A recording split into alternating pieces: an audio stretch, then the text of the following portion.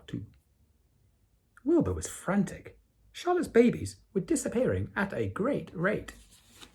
And here they are.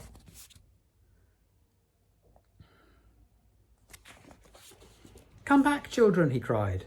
Goodbye, they called. Goodbye, goodbye. At last, one little spider took time enough to stop and talk to Wilbur before making its balloon. We're leaving here on the warm updraft. This is our moment for setting forth. We are aeronauts, and we're going out into the world to make webs for ourselves. Yeah, but where? Asked Wilbur. Well, wherever the wind takes us. High, low, near, far, east, west, north, south. We take to the breeze, we go as we please. Are all of you going? Asked Wilbur. I mean, you can't all go. I'd be left alone with no friends. Your mother wouldn't want that to happen, I'm sure. The air was now so full of balloonists that the barn cellar looked almost as though a mist had gathered. Balloons by the dozen were rising, circling and drifting away through the door, sailing off on the gentle wind. Cries of "Goodbye, goodbye, goodbye" came weakly to Wilbur's ears. He couldn't bear to watch any more. In sorrow, he sank to the ground and closed his eyes. This seemed like the end of the world, to be deserted by Charlotte's children. Wilbur cried himself to sleep. When he woke, it was late afternoon. He looked at the egg sack. It was empty. He looked into the air. The balloonists were gone. Then he walked drearily to the doorway where Charlotte's web used to be. He was standing there thinking of her when he heard a small voice. "Salutations," it said. "I'm up here." "So am I," said another tiny voice. "So am I," said a third voice. "Three of us are staying. We like this place, and we like you." Wilbur looked up.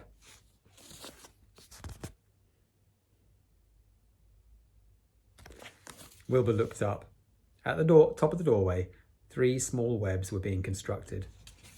On each web, working busily, was one of Charlotte's daughters. "Can I take this to mean," asked Wilbur, "that you've definitely decided to live here in the barn cellar and that I'm going to have 3 friends?" "You can indeed," said the spiders. "What are your names, please?" asked Wilbur, trembling with joy. "I'll tell you my name," replied the first little spider, "if you'll tell me why you are trembling."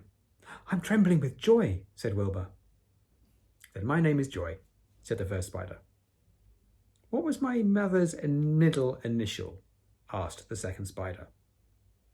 "A," said Wilbur. "Then my name is Arania," said the spider.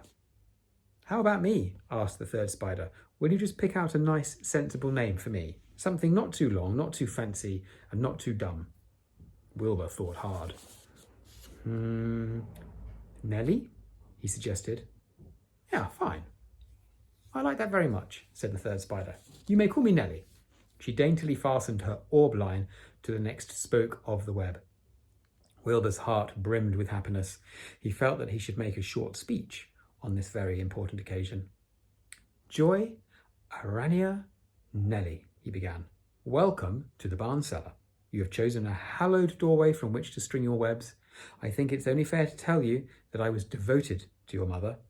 I owe my very life to her. She was brilliant, beautiful, and loyal to the end. I shall always treasure her memory. To you, her daughters, I pledge my friendship for ever and ever." "I pledge mine," said Joy. "I do too," said Arania. "And so do I," said Nellie, who had just managed to catch a small gnat. It was a happy day for Wilbur, and many more happy, tranquil days followed. As time went on and the months and years came and went, he was never without friends.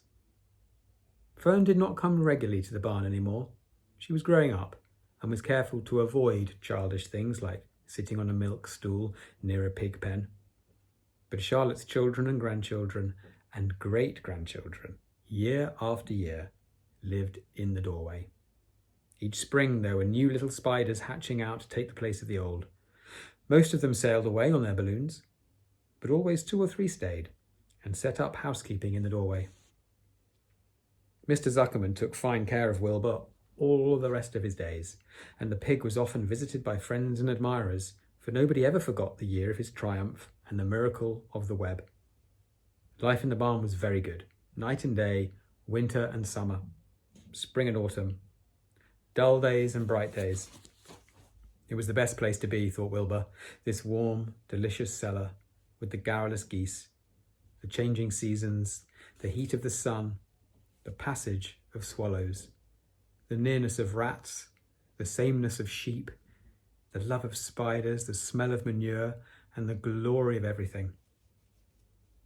Wilbur never forgot Charlotte. Although he loved her children and grandchildren dearly, none of the new spiders ever quite took her place in his heart. She was in a class by herself.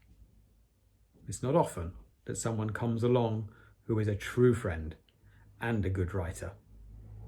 Charlotte was both.